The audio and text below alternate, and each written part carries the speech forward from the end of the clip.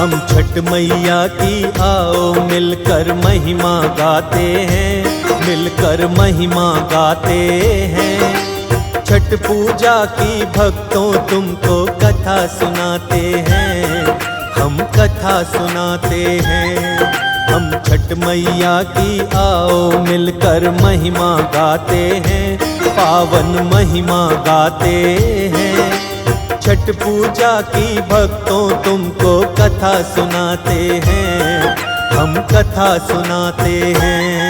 ये कथा है बड़ी महान, सुनकर होता कल्याण। ये कथा है बड़ी महान, सुनकर होता कल्याण।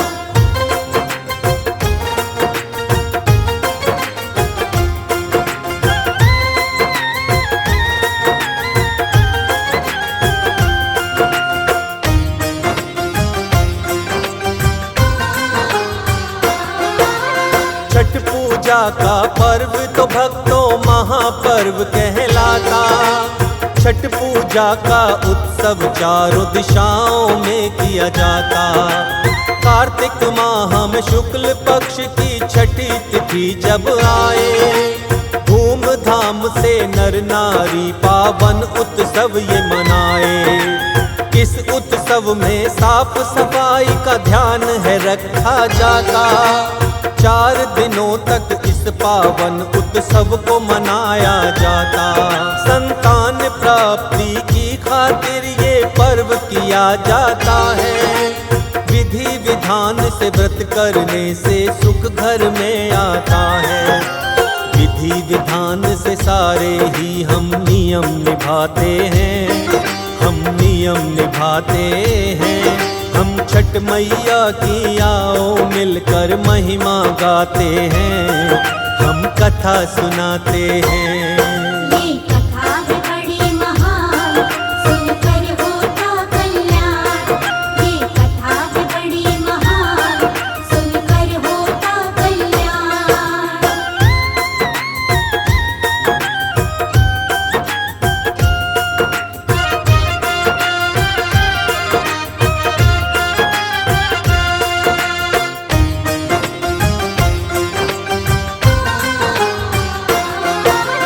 कौन है छठ मैया और क्यों सब इनको पूजते हैं? छठ पूजा के पर्व को क्यों सब महापर्व कहते हैं?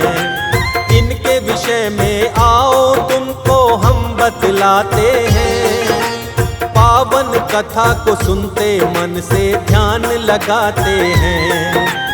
सूर्य देव की बहन बताते हैं छठ देवी को।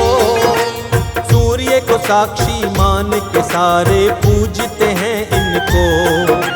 मार्कंडेय पुराण में हमको इसका वर्णन मिलता। इस पूजा का फल सबको सर्वोत्तम है मिलता। क्या है कथा इस व्रत की आओ तुम्हें बताते हैं, आओ तुम्हें बताते हैं। हम छठ मैया की आओ मिलकर महिमा गाते हैं, हम कथा सुनाते हैं। ये कथा है बड़ी महान, सुनकर होता कल्याण। ये कथा है बड़ी महान, सुनकर होता कल्याण।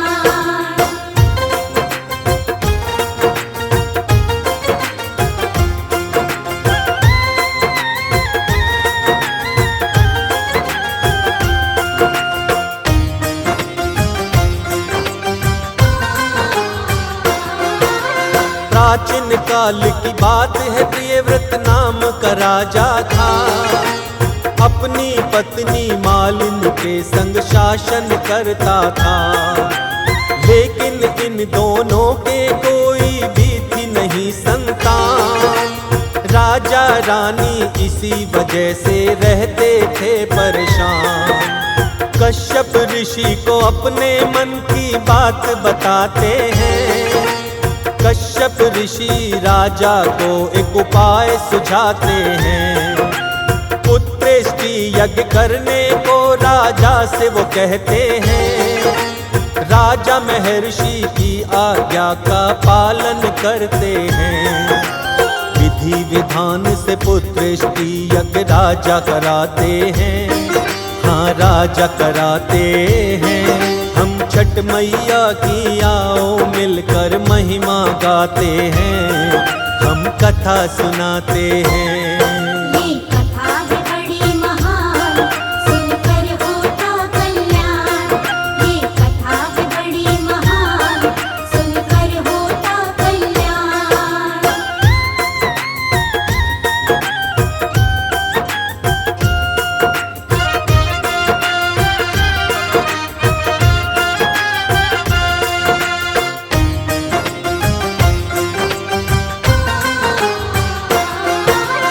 विधि विधान से पुत्रेष्टि यज्ञ राजा अब करवाए। यज्ञ का सर्वोत्तम फल राजा रानी अब हैं पाए। 9 महीने के बाद में रानी को एक पुत्र हुआ था। दुर्भाग्यवश लेकिन वो पुत्र उसको मरा हुआ था। राजन बड़े ही दुखी हुए जब उनको पता चला था। आत्महत्या करने का तब ही मन राजा का बना था। आत्महत्या करने के लिए जब राजा जाते हैं, उसी समय एक देवी अपने सामने पाते हैं। कौन हो देवी राजा उससे पूछना चाहते हैं, हाँ पूछना चाहते हैं। हम छठ मैया की आओ मिलकर महिमा गाते हैं, हम कथा सुनाते हैं। ये कथा है बड़ी महान, सुनकर होता कल्याण। ये कथा है बड़ी महान, सुनकर होता कल्याण।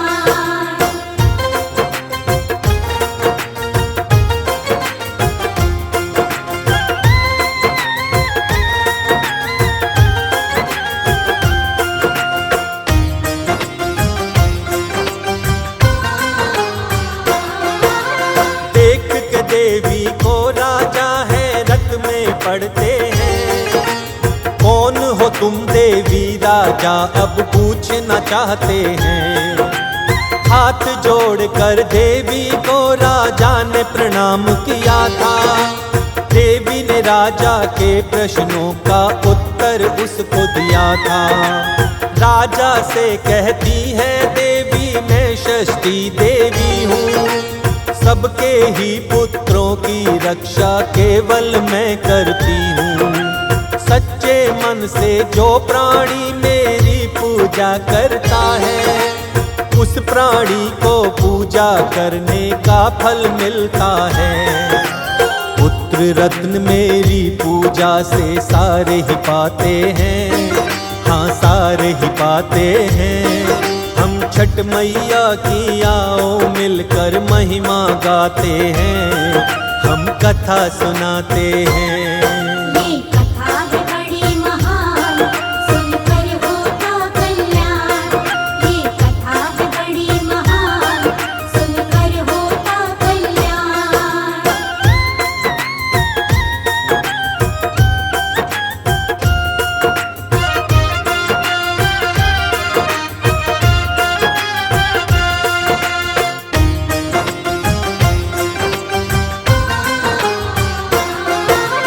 षष्ठी देवी बोली राजा बात मेरी मानोगे। श्रद्धा भाव से राजा यदि तुम मेरी पूजा करोगे। सच्चे मन से राजा जो तू करेगा मेरी पूजा, मेरी दया से तेरे घर में सुंदर सा पुत्र होगा। सुनकर देवी की बातों को राजा खुश होते हैं। जैसे कहा माता ने उसका पालन वो करते हैं। कार्तिक माह हम छठी तिथि का दिन था बड़ा ही पावन। छठी देवी का राजा रानी दोनों ने किया पूजन।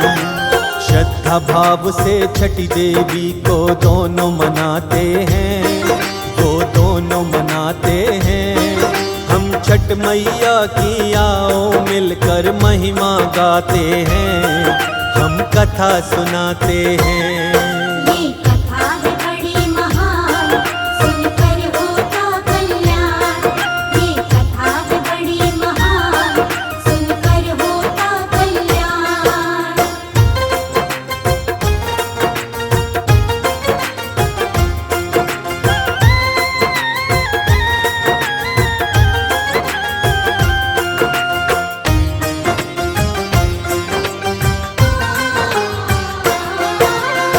छठ मैया की पूजा का दोनों ने फल पाया था। थोड़े समय के बाद में उनके घर में पुत्र आया था। तभी से छठ मैया का ये उत्सव है मनाया जाता। तथ्यों के आधार पे हमको ये ही बताया जाता। इस व्रत के संदर्भ में है एक और कथा भी प्यारी। श्रद्धा और लगन से सुनिए सारे ही नर नारी।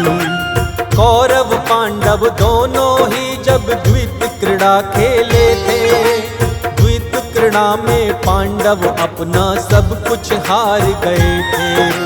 सब कुछ खोकर मन ही मन पांडव पछताते हैं, पांडव पछताते हैं। हम छठ मैया की आओ मिलकर महिमा गाते हैं, हम कथा सुनाते हैं। ये कथा है बड़ी महान, सुनकर होता कल्याण। ये कथा है बड़ी महान, सुनकर होता कल्याण।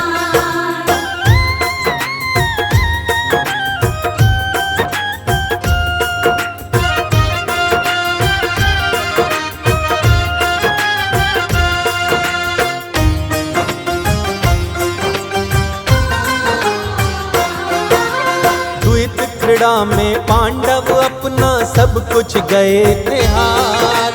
द्रौपदी ने छठ व्रत करने का मन में किया विचार। विधि विधान से द्रौपदी ने व्रत का सब नियम निभाया। द्रौपदी से खुश होकर छठ मैया ने प्रेम दिखाया। राजपाट सारा वापस पांडवों ने पाया था। छठ मैया की कृपा से ऐसा हो पाया था। छठ पूजा त्योहार है हिंदुओं का पावन त्योहार। इस दिन नारियां रहती हैं निर्जला और निराहार। क्या है व्रत की विधि तुम्हें आओ समझाते हैं, आओ समझाते हैं। हम छठ मैया की आओ मिलकर महिमा गाते हैं, हम कथा सुनाते हैं। ये कथा है बड़ी महान, सुनकर होता कल्याण। ये कथा है बड़ी महान, सुनकर होता कल्याण।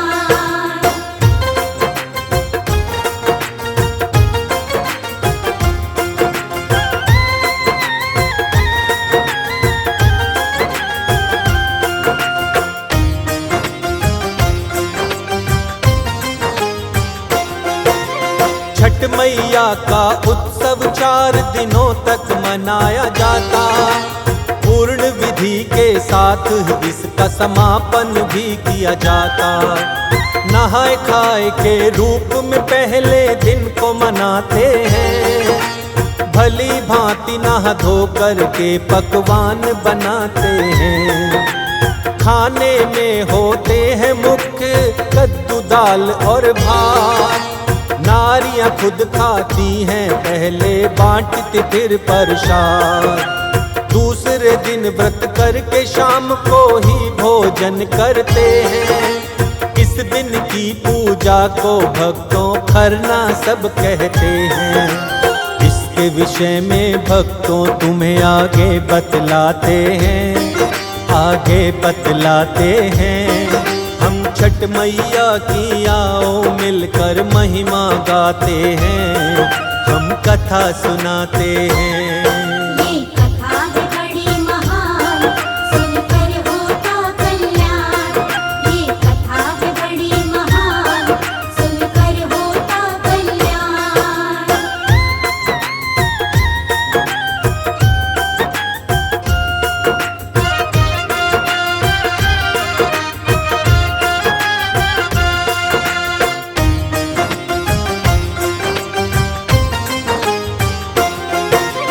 दूसरे दिन सब खीर बनाते, साथ में रोटी बनाते। श्रद्धा भाव से छठ मैया को इसका भोग लगाते। वो महिलाएं पहले खाती हैं जो करती पूजन। प्रसाद रूप में उसके बाद में करते हैं सब वितरण। मिलकर सारे तीसरे दिन जाते हैं गंगा घाट। छठ मैया के लिए ठेकुआ का बनाते प्रसाद। इस प्रसाद में फल होते हैं भक्तों 5 तरह के। इकट्ठा करके सारे प्रसाद को एक सूप में रखते। डूबते सूर्य का इस दिन सब व्रती अर्घ लगाते हैं, वो अर्घ लगाते हैं। हम छठ मैया की आओ मिलकर महिमा गाते हैं, हम कथा सुनाते हैं। ये कथा है बड़ी महान, सुनकर होता कल्याण। ये कथा है बड़ी महान, सुनकर होता कल्याण।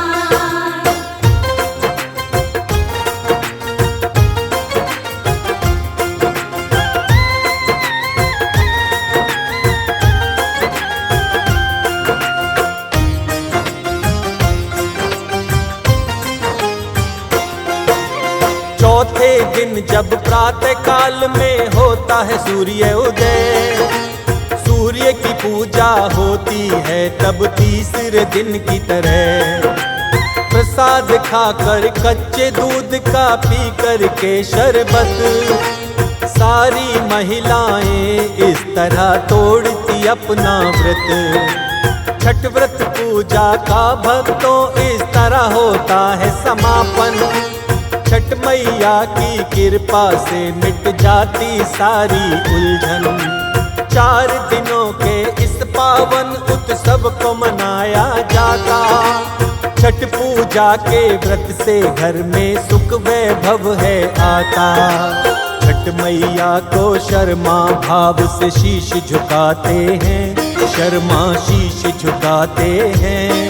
हम छठ मैया की आओ मिलकर महिमा गाते हैं, हम कथा सुनाते हैं।